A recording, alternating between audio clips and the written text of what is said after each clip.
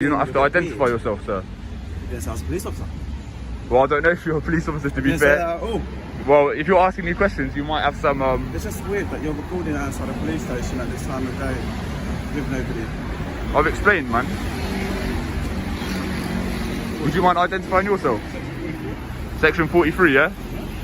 So have you got to be reasonable suspicion that I'm a terrorist? Section 43. Right, what suspicion have you got that I'm a terrorist? Alright then, go on then, get on with So you're it. going to be searched from Section 43. Alright, what suspicion have you got that I'm a terrorist? The fact that you're recording outside a police station... Oh, I hear that. No, you can. Yeah, it's just a bit weird that you're searching that... A calm day of filming outside a police station suddenly turns into a tense confrontation filled with suspicion claims and talk about terrorism laws as officers move in with a Section 43 stop. But the auditor never loses focus and stands his ground with confidence while staying calm through every second of the encounter. Using strong legal knowledge and clear communication, he challenges the officers on the limits of their authority in a powerful example of understanding your rights and refusing to be pressured. What begins as a simple recording session quickly builds into a heated exchange that escalates at an incredible pace, and the tension only grows stronger from there. What are you doing? I'm just filming. Why? Matters of public interest. Huh? Matters of public interest. Alright. Just people interested in, you know, the upkeep of the building, how their taxes being spent. So who are you? Are you... Do you understand that filming police outside of a constable? police station looks a little bit suspicious? What are you suspicious of? Well, why are you filming Would you outside a police identify station? yourself? You're just a guy that in I don't need to random identify dress. myself to you. Well, I don't even know who you are, mate. Could you identify yourself, please? Fair enough, if you're a member of the public and you're curious, then I'll tell you, but if you've got a bit of authority or something, then I think you should identify yourself. Alright mate, there's a guy filming outside the station. No, somebody like walking down.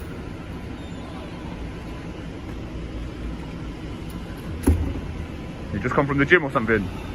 No. Sorry, who are you? Right, I'll tell you who I am. My name's PC Allen, I work here at Okay, thank you, Mr. Allen. Alright. I'm not here for an argument or to antagonise Yeah, but anyone. I don't really understand why you're filming outside the station. I've explained matters of public interest. People are interested in how their tax money is being spent, the upkeep of the building, Right. interactions You with can police understand from my officers. perspective, right? Yeah. Terrorist risk at the moment is substantial. Okay. It's quite strange that as a member of the public, you're stood outside the police station filming. Yeah. So what are you implying? Do you So think what I'm a terrorist? exactly are you filming? I've explained it, sir. Right. So the terrorist risk is substantial, is it? When was the last time a police station was attacked by a terrorist? Luckily, not recently. Well, do you actually know when was the last time? No. Okay. It's a bit of a strong word to be using. Alright, guys. You alright, mate? Hello, good morning. Morning, I'm well, how are yourself? you? Can you not surround me, please? Okay, what's going on? I'm just filming. For why?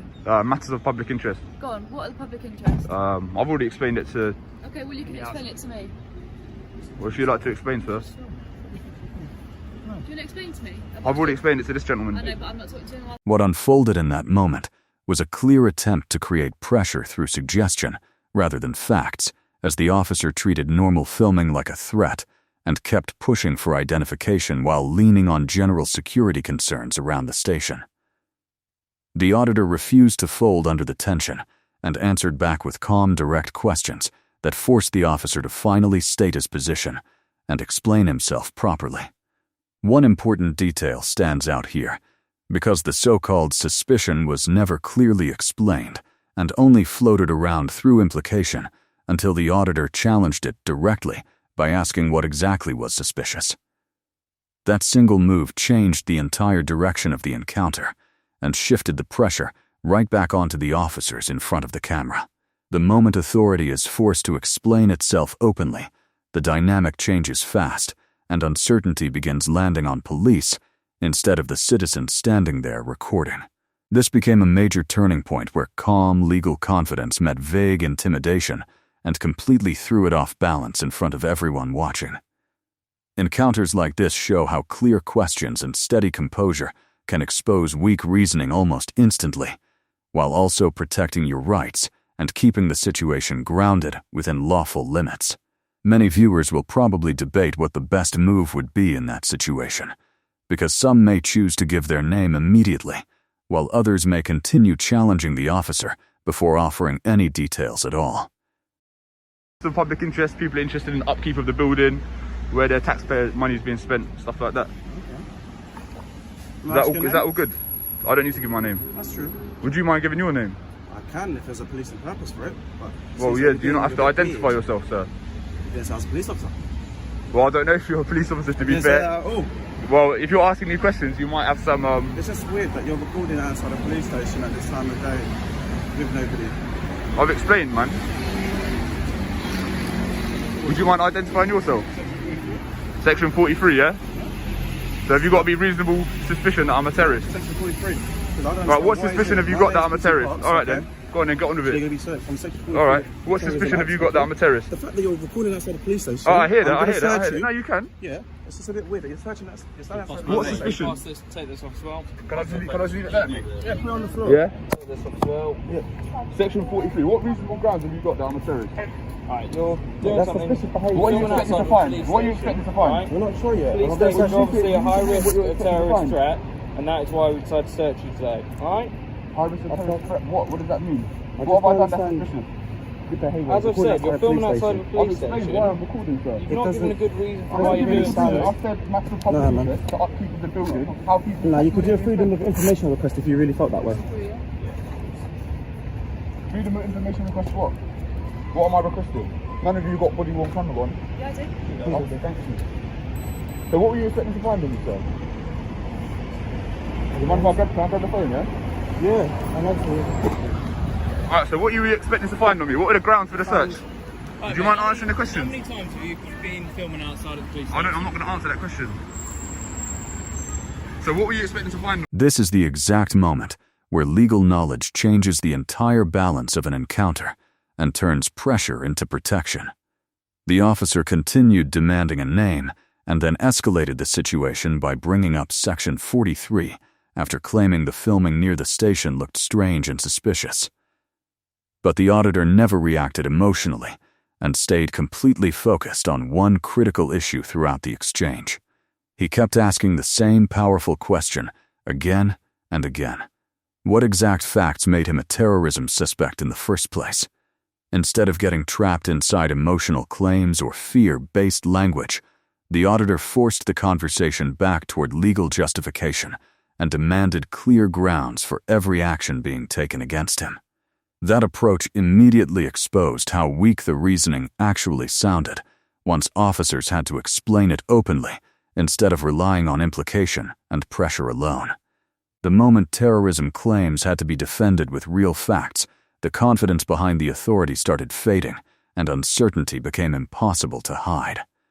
This became a major turning point where calm legal awareness completely dismantled vague accusations and turned a serious label into exposed guesswork in front of the camera.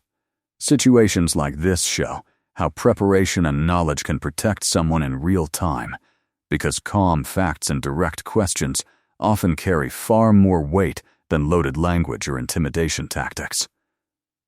When officers are required to explain their powers with precision, the pressure can quickly reverse direction and force accountability into the conversation. Encounters like this also raise serious debate over whether Section 43 was being used for genuine policing or simply as a tactic to pressure someone who was lawfully filming in public while demanding answers.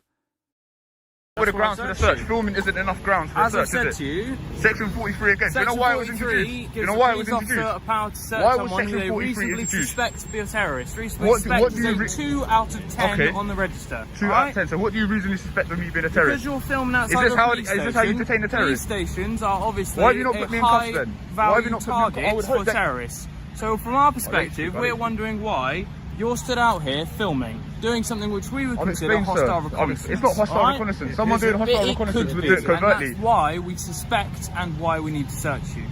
Hostile reconnaissance would be done covertly. It doesn't have to be. Take that back. It doesn't have to be, but...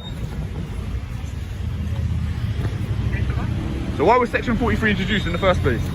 See, that's the thing. A lot of people got nothing to do. I'll eat my breakfast.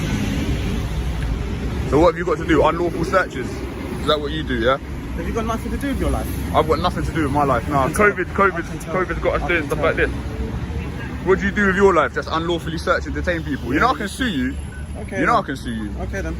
You haven't said what you're expecting to find. You didn't have reasonable suspicion.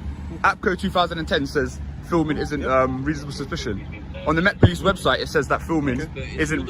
Why was Section 43 repelled? Right now, Human you're outside of a police station. European Court of Human Rights, yeah, repelled Section 44 of the Terrorist Act in 2010. For what reason? And now you're just using Section 43. So this is what we do now, yeah?